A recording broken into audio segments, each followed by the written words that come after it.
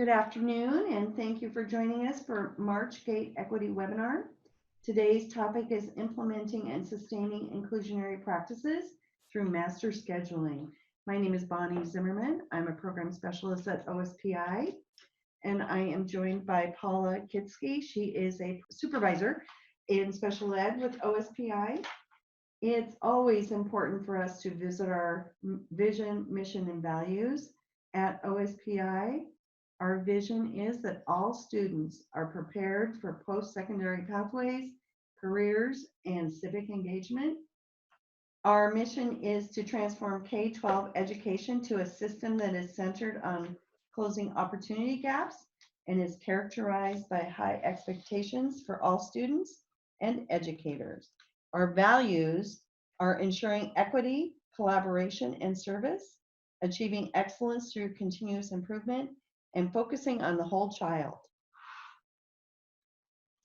OSPI has developed an equity statement that we think helps frame our webinars. We believe each student, family, and community possesses strengths and cultural knowledge that benefit their peers, educators, and schools. This webinar is brought to you through the Office of System and School Improvement. And did you know that we have a YouTube channel here at OSPI? All of our webinars are posted on the YouTube channel. We're trying to hit 1,000 subscribers, and we're really close. So if you could sign up for our YouTube channel, that would help us. Google will turn on a lot of features that will help us improve the quality and delivery of these webinars. Next month, our focus is high school and beyond planning. We'll have a 10 a.m. Gate Equity 101 webinar, and in the afternoon, the 201 will be high school and beyond planning, collaborating for student success, and alignment of high school and beyond planning and IEPs. Our objectives today are to understand how to engage expertise to support inclusive practices, hear how to reduce barriers to inclusive practices, and learn from a district how scheduling drives inclusive practices. And I'm going to let you know who's here today. Again, I'm Bonnie Zimmerman, Paula Kitzke, and then we're joined by Dr. Cassie Martin from the University of Washington, Alexandria Haas from McMicken Heights Elementary in the Highline School District, Megan Funes, principal from Endeavour Elementary in Issaquah. Good afternoon and welcome everyone. I'm excited to be a part of this webinar with you today. There's so much good research out in the field on inclusive practices. We in Washington are in a really strong place to partner and learn from others. And in your journey, please be sure to reach out and connect with one another. For those of you who participated in the morning webinar on implementing and sustaining inclusionary practices, there might be some repetition in this short section. Our Assistant Superintendent, Glenna Gallo, has requested that information on the OSPI priorities, implementation of the Inclusionary Practices Project, and the IPP, Inclusionary Practices Project resources, continue to be shared across presentations. Now I'd like to set the stage as we explore the epicenter of inclusionary practices, scheduling. To begin, let's talk about what inclusive education is. It is the belief everyone belongs regardless of perceived ability. Inclusion presumes competence by holding high expectations for success for all in the general education classroom when provided with differentiated instruction. We know that students with disabilities educated in regular classes do better academically and socially. Your first question, does your master scheduling take into account intervention blocks, co-teaching, push and support, pull-out support? Let's touch briefly on what inclusion is not. Mainstreaming and integration are antiquated practices driven by the idea that students with disabilities either need to earn their way or be prepared to join general education classes. Sometimes students must physically attend general ed classes without expectations for academic performance. Let's take a few minutes to look at the recent historical perspective of inclusionary practices in Washington. Why do we as a state and as school personnel need to think differently about how we serve students with disabilities? OSPI has set these priorities to support the outcomes of students with disabilities. With these priorities in mind, leadership, growth mindset, evidence-based practices, professional development, resource allocation, and recruitment and attention, let's take a mini assessment.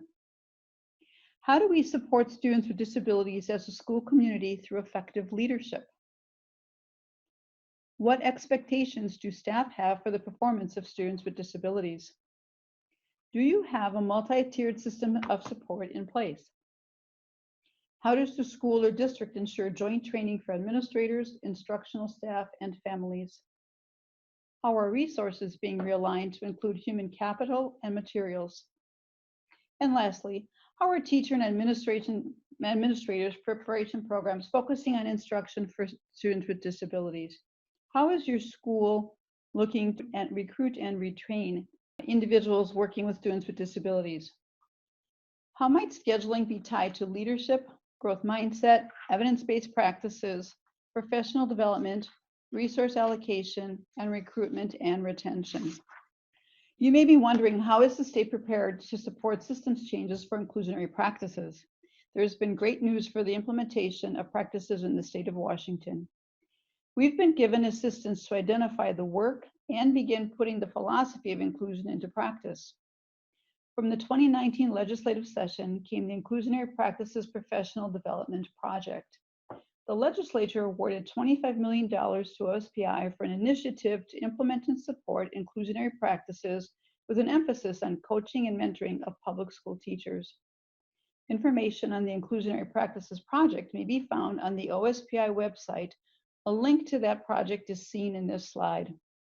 If you've not already checked it out, the Inclusionary Practice Project webpage on the OSP website provides resources for leadership, data, pilot schools, demonstration sites, and also upcoming events.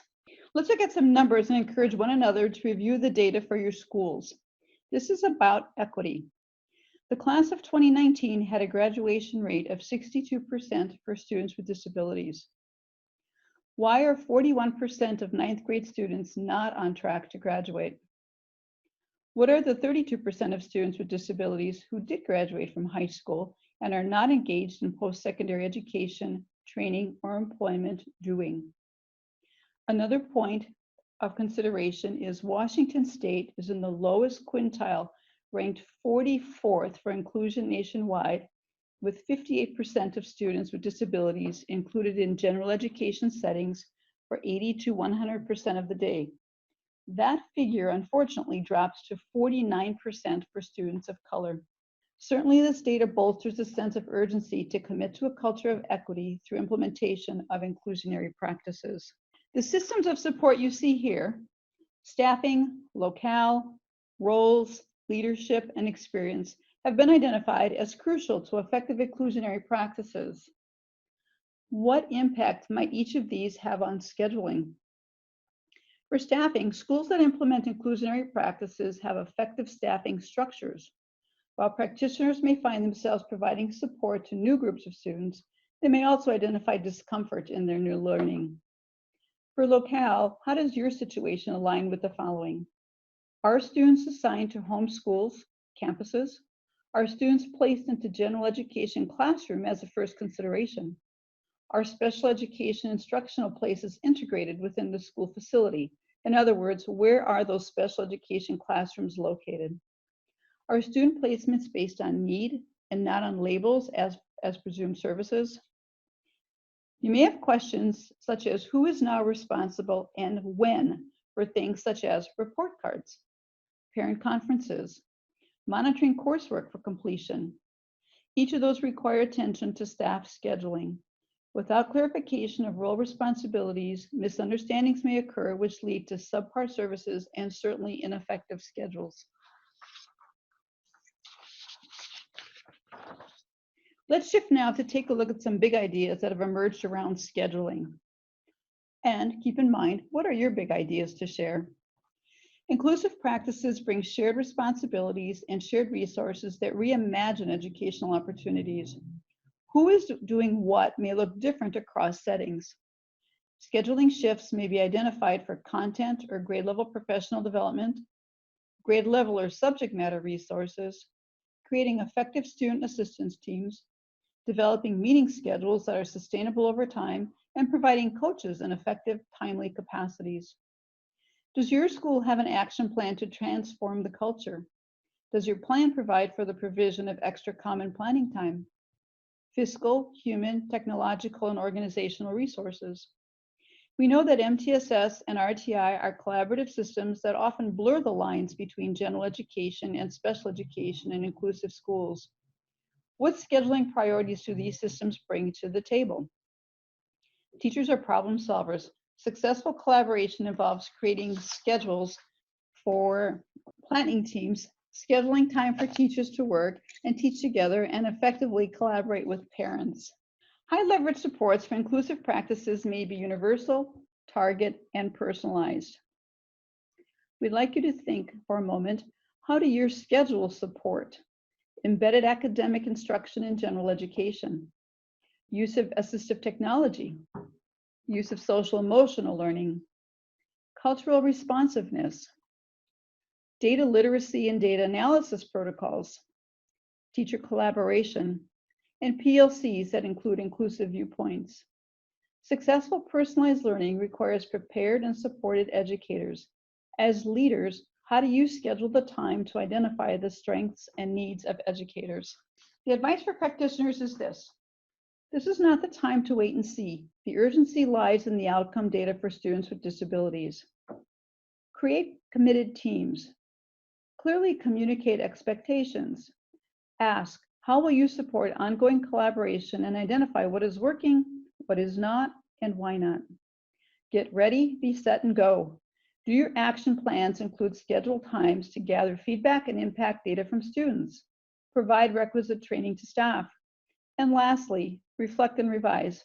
After all, what could go wrong? What outcomes are you striving to maintain and improve for both staff and students? Those should include academic, social, and behavioral. Some of you may also be wondering who's involved in the Inclusionary Practices project. What resources are available to you, or who are the project participants? In rows 1 through 5, you will note the many partners working collaboratively on this initiative. The Inclusionary Practices partnerships are led by the Center for Strengthening and Teaching Profession, which is an independent nonprofit that's worked at the state level for over 15 years and assisted other divisions of OSPI in moving initiatives forward. Of particular interest to point out is the inclusionary demonstration sites noted in row 3. Interested folks may access demonstration sites to see best practices of inclusion and meet with staff to make it all work. The IPP, or Inclusionary Practice Project, will also be releasing additional form package funds for voluntary sites. Again, for detailed information, consult the Inclusionary Practices Project webpage on the OSPI website. Thank you. Thank you, Paula. That was great. My name is Alex Haas. I'm the proud principal of McMicken Heights Elementary in the Highline Public Schools. And we are really, really excited to share our story and our journey to more inclusive practice. So this is just a little snapshot of the diversity and richness in cultural diversity that you might see in our school. And just to give you a little heads up about the diversity and demographics so that you can set some of the ideas in context that we're going to be sharing with you in this presentation. So we are at about 80% free and reduced lunch. We are 40% students identified as English language learners, 15% identified as students with individualized education plans, which I think is pretty in line with state averages. And we just have a very beautifully diverse community. This is my 6th year as principal here, and we embarked on quite a journey. Really, our journey started intentionally 5 years ago, and so you'll get more specifics around that process. We had to make some changes based on the fact that we were identified as a focus school at the time for students with individualized education plans.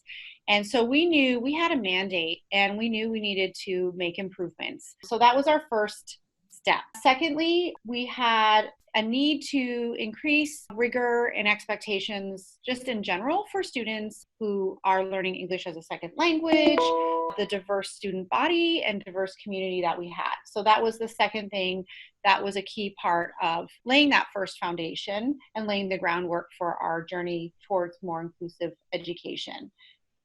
This is Cassie, and what happened was I was doing some consulting for Highline School District, and the leadership there asked me if I could do anything, what I would do. And I shared that I would create a demonstration site for inclusive ed, like a lab school for inclusive ed, where we could take pre-service learners from our university and really have a place to go. In addition, when I was providing professional learning for other districts and even other schools within Highline School District, I was constantly being asked, I hear what you're saying, but what does this look like? And so I wanted to and I didn't have a lot of the local examples to show. And so I really wanted to show what this looked like, and not only what it looked like, but take someone through the journey.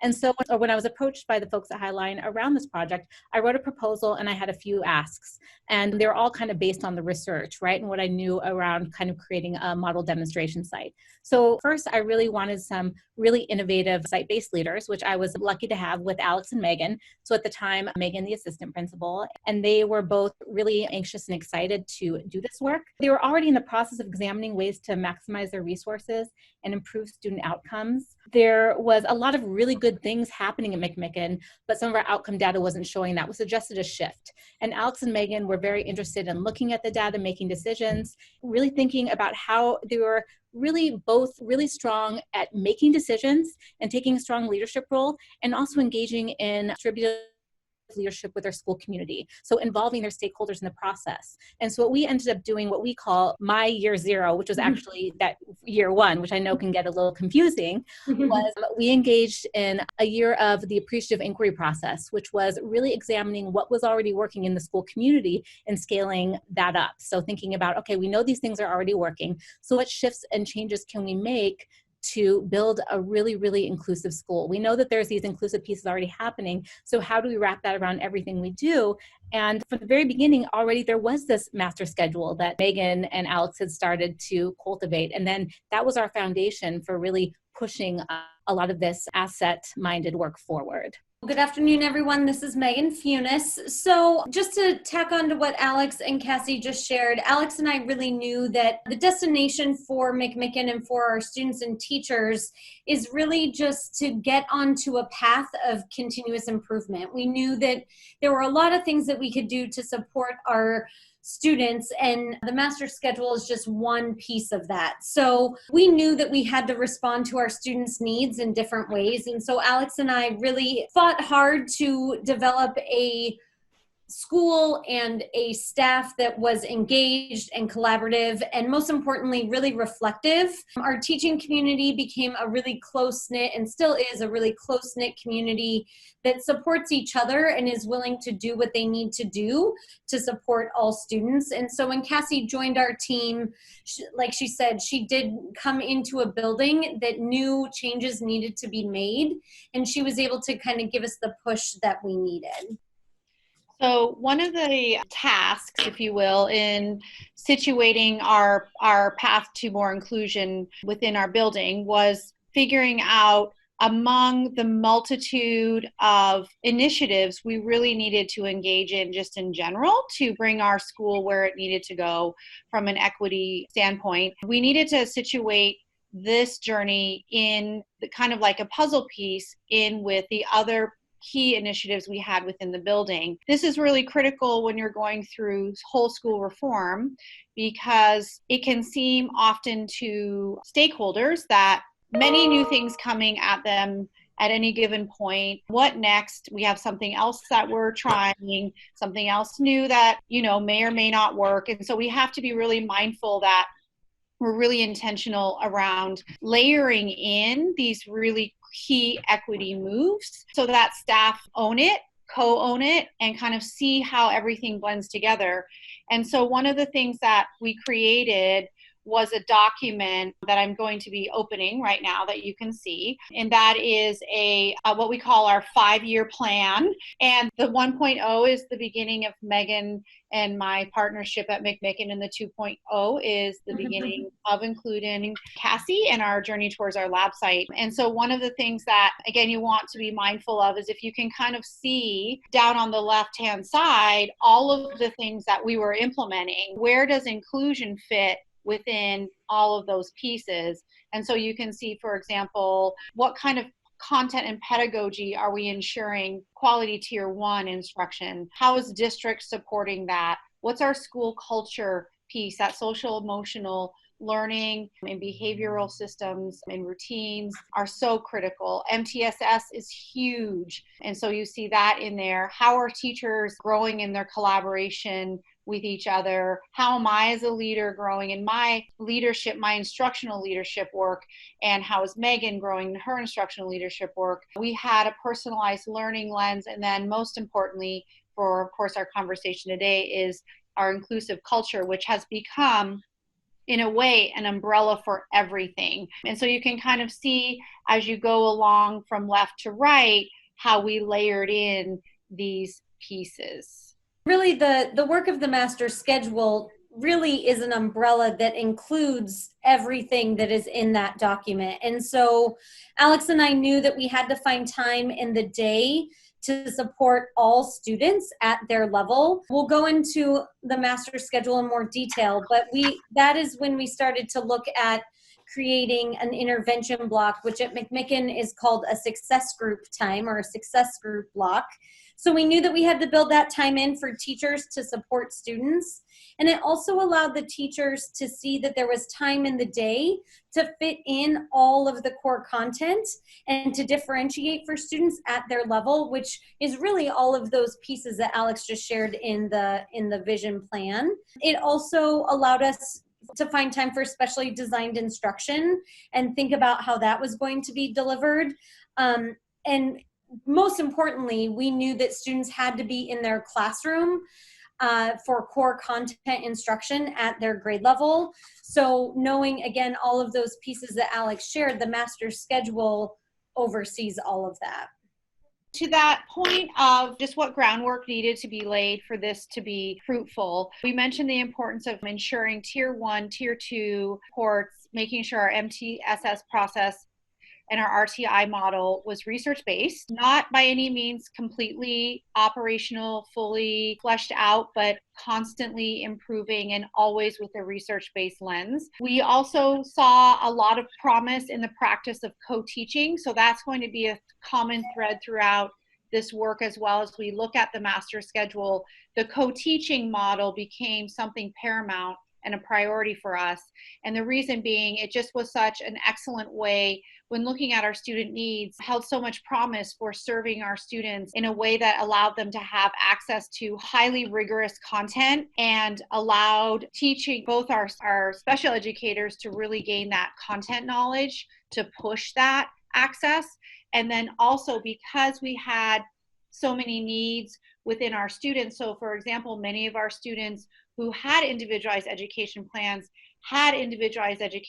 across multiple areas. So like reading, writing, speech, behavioral and social emotional, writing. And so that's a really important consideration to make sure that our gen ed teachers also have the expertise from our special educators around differentiation. In terms of again, laying the groundwork with our general education practitioners, it was also really important to just continue to encourage their professional development and support them as they were trying on differentiated strategies within the grade level content areas and in the core content, so that when we started to layer on co-teaching, for example, they already had a vision for differentiation, and then the co-teaching allowed for more access to that high-level content.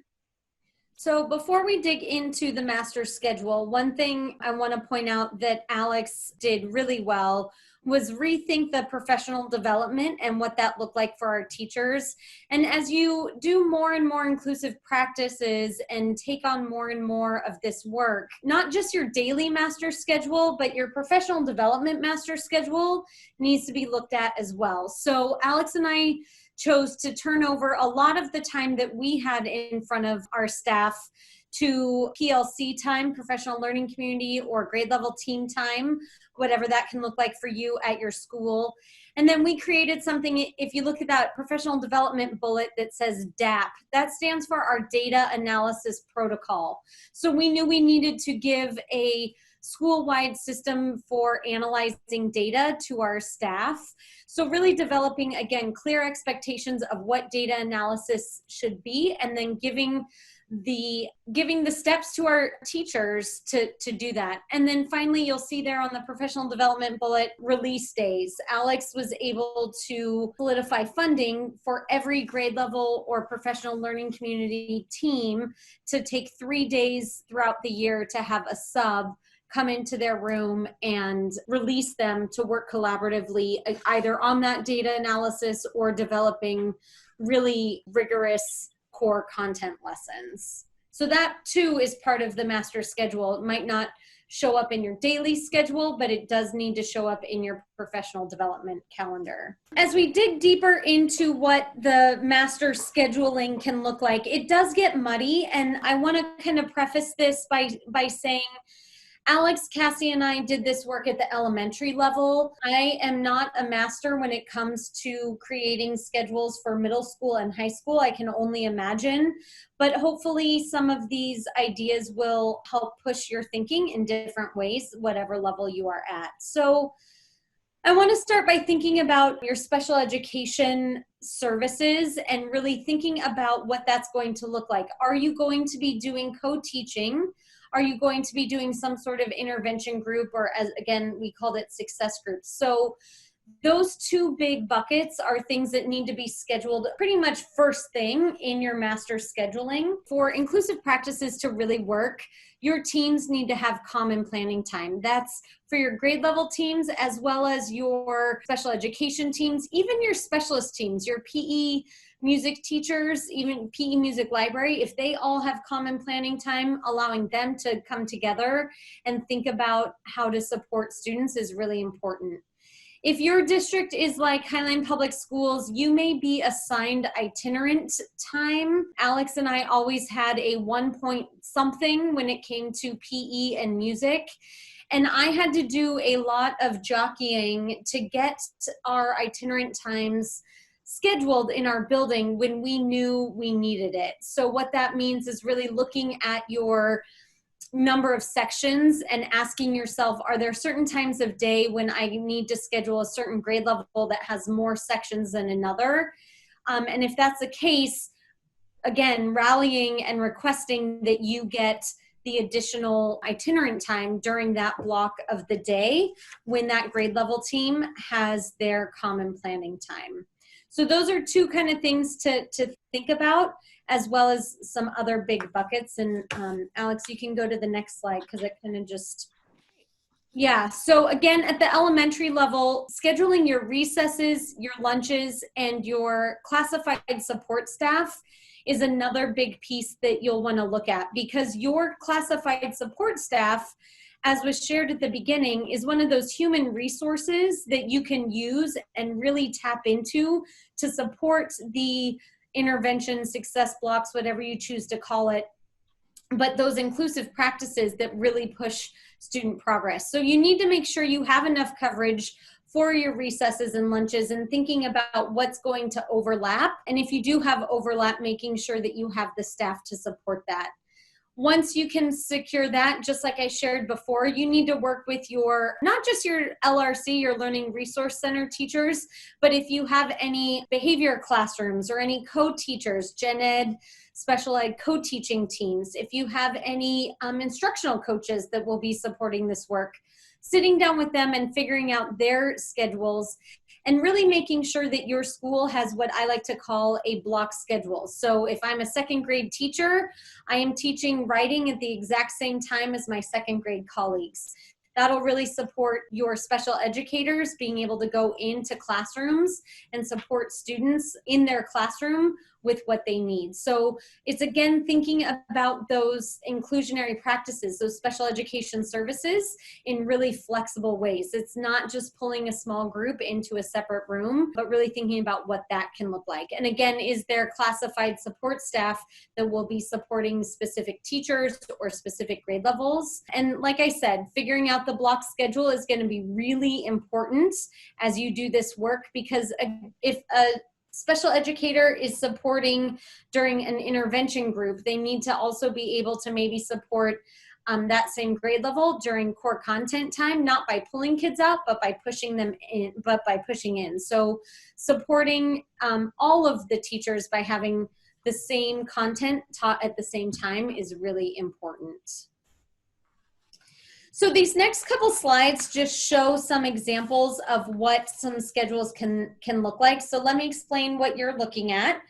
This is a schedule from a couple years ago with, actually it's this year, excuse me, with a 5th grade co-teaching class happening. At McMicken, 5th grade is departmentalized, so students swap halfway through the day. Just to kind of give you a key here of what the colors are. At McMicken, we chose to schedule a 15-minute social emotional block, or just time for classes to make sure that they have a 15-minute class meeting every day. You can see that the core content times are scheduled there.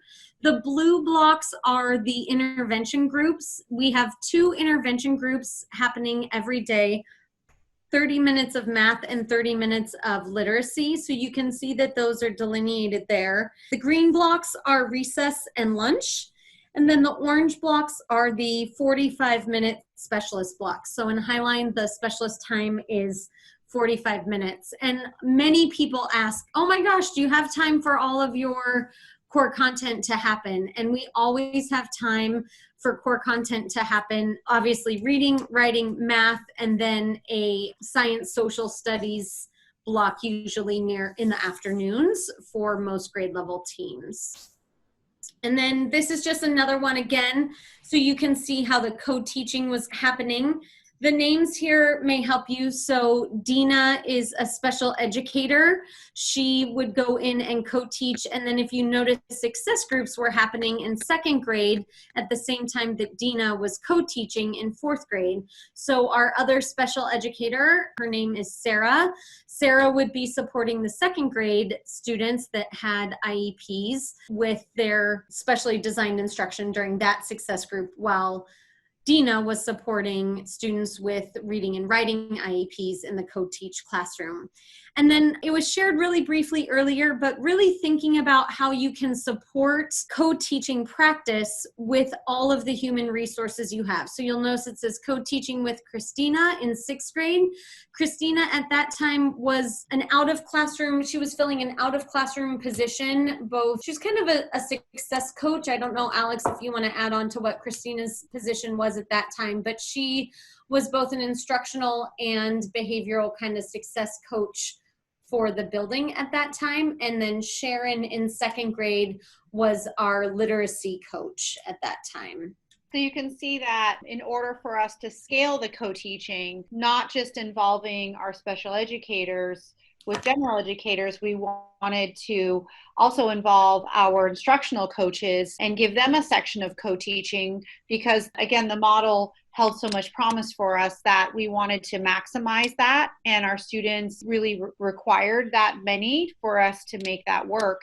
Mm-hmm. And the beauty of it is, even though you have essentially with an instructional coach 2 general education practitioners overseeing the specially designed instruction and the IEP goals of students with individualized education plans, it was really highly successful. And I know that it is often touted as something that can be implemented, but it's a little challenging, because sometimes our special educators might say, well, I want to make sure that they're appropriately addressing the IEP goals.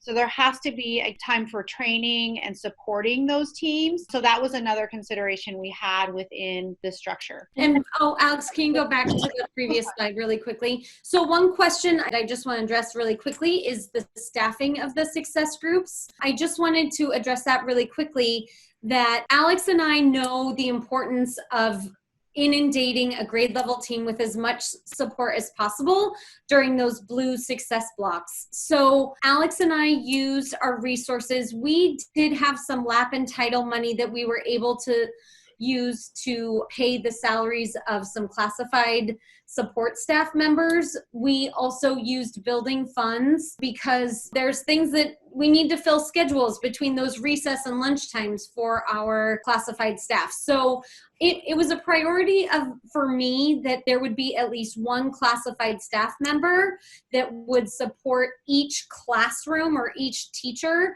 during those success groups. And Alex and I did a lot of work with our teachers to have them really understand that certificated staff should be working with the students that have the highest need, either obviously students with IEPs or students that are approaching benchmark or below benchmark. And so we knew that if we had classified staff working with students that were at or above benchmark, then we would be able to support more students at one time. So hopefully that answers that question. We did get very creative with our funding resources. You do have to utilize as many human and actual resources as you can to support the work in the building. So yeah, and this is Cassie. Let me just also interject quickly that, you know, we were able to co-teach with 2 general education staff also because of all of the structures and supports that were in place in terms of the master schedule with the co-planning, with everything else, what meant that there was always a special educator that was able to coach and provide those kind of oversight and resources. So they're still overseeing the special education services. They're being delivered by an actual certificated teacher instead of by a classified staff. So there was this incredible flexibility, and we're really able to match some of the folks in the school that had really, really strong instructional practices. what you are looking at here is just an LRC example. So the colored example on the right is the same as what's on the left. So again, if co-teaching is happening, then only one of our LRC or special educators were available to support the success groups. But if you look down at the 4th and 5th grade success group block, both of them were needed because we had more students at that grade level that needed support. So we can just move on from there. Some of the work that we had to do, you know, to support the master schedule is we started with some kind of overarching professional development around inclusionary practices, like what best practices look like, kind of shifting beliefs and mindset. The staff there is very data driven. So we did a lot of really examining the outcome data and looking at research, really thinking about kind of also looking at that last bullet on the screen, looking at this as a cultural initiative. So this wasn't something that we were doing just because we believe there's a special education initiative, we need to change those practices. We engaged in this work because we knew that it was going to make it better for everyone. And when we talk about everyone, we're talking about better for families, better for our students, obviously, and also better for our teachers. You know, it was a highly collaborative staff. And so this community was able to really kind of rely on one another, all the stakeholders that I just named, to really foster these strong instructional practices and engage in some really good work. So along with those changing mindsets, we made sure that we communicated that this wasn't just a special education initiative, that really this was teaching and learning that was going to have benefits for the entire school community, which some of the data will show as we move forward. So kind of just to sum up a little bit of our initiatives and our strategies. We did implement co-teaching in all of our intermediate classrooms. We did use some creative budget allocation in order to do that, looking at both human and fiscal resources. We received a small support from our district, and that was for the second year in which we scaled our co-teaching model. We were allocated a 0.5 co-teaching facilitator, which was a position that we actually created and proposed to the district. And I don't know how it works in all districts, but our district does have some flex allocations that they do a lot for equity purposes. And so they went ahead and allotted that to us because our ask was, if we could implement this model and basically quadruple the number of co-teaching classrooms, we need the support and the training for all the reasons we mentioned previously, and that this could be a model in theory that we kind of build capacity in order to basically work our way out of needing that position, but that we wanted to set every team up for success so that we had a high level of implementation. Common planning times and release times for all staff was huge, all of our certificated staff. That's a huge lever, making sure there's time for collaborative unit planning, collaborative data analysis. And then what was really powerful is that our learning resource center teachers and our special educators educators were involved in those collaborative planning opportunities as well, and kind of rose to the top as not only differentiation leads, but content leads. The flexibility based on student need, this idea that we're providing services, not just a program. So when we're looking at success groups, for example, our general educators might be including students with IEPs because their data shows that a guided reading group makes sense more to be hosted by the general education teacher versus a special education teacher, and that still counts as specially designed instruction. And on the reverse side, especially in our co-teaching classrooms, our special educators are really working with a multitude of students that, based on data, even if they aren't even identified as students with individualized education plans, are also really benefiting from having that co-teacher in the classroom. So there just is this continuity and this idea that students are getting what they need when they need it, and it's not just based on the specific program that they're part of. We've touched on it before, but just really understanding the need for data to support all of our students through all of this, and making sure that needs are being met at all times, no matter what the service delivery model is. And again, that's really looking at your schedules, your professional development schedule, your daily schedule, tying it all back to using common data, using some sort of analysis system to really have a clear picture of what's happening across your building. The co-teaching facilitator nurtured our co-teaching teams. We always joke that it's kind of like a marriage,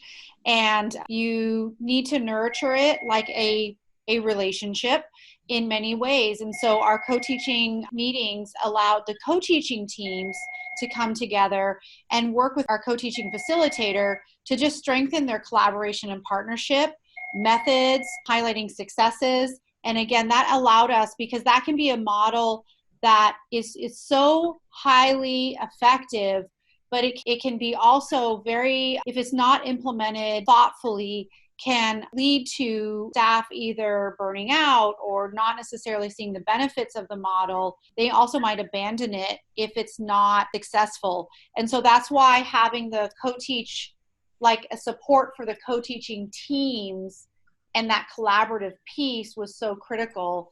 And then the targeted specially designed instruction part of our success group blocks, and allowing the majority of allowing all of our students with individualized education plans to get that high level content instruction.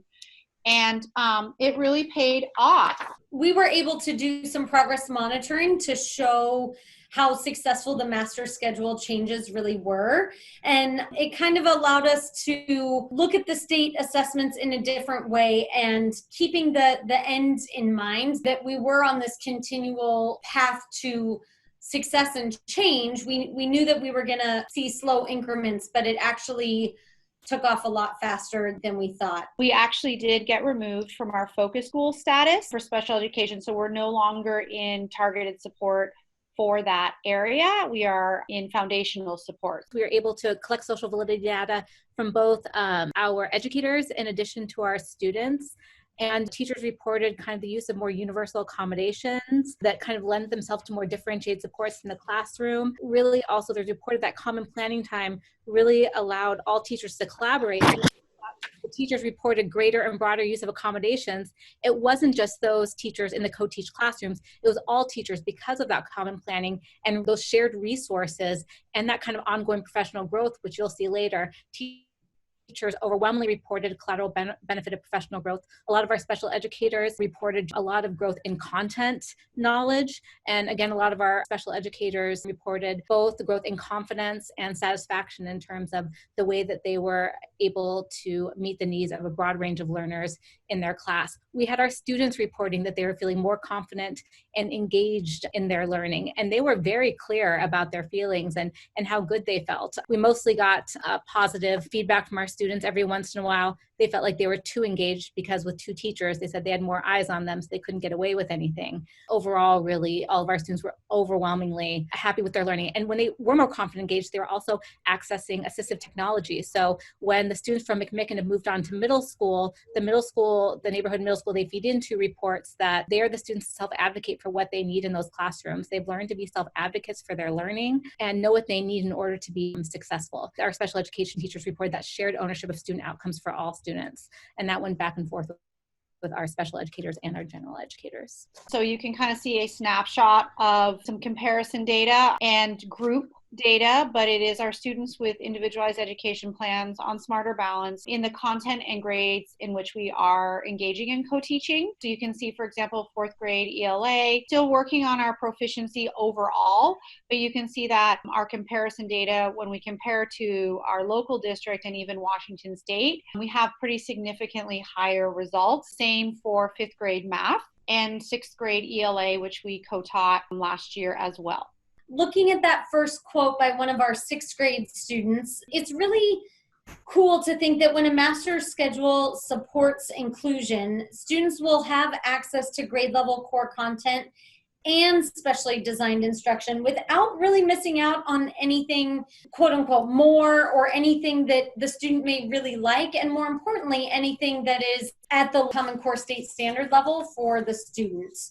If you think about the second bullet from one of our 5th grade students, when you have a master's schedule that's built to really look at all the needs for all students, then in the end, all students are exposed to multiple skills and strategies for them to be successful. So it's not just the students in a co-taught classroom, but the students that may be in a specific group for success groups, or that those intervention blocks, and knowing that those intervention blocks are fluid and change every at least 6 weeks, students are getting more and more exposure to more and more skills and strategies.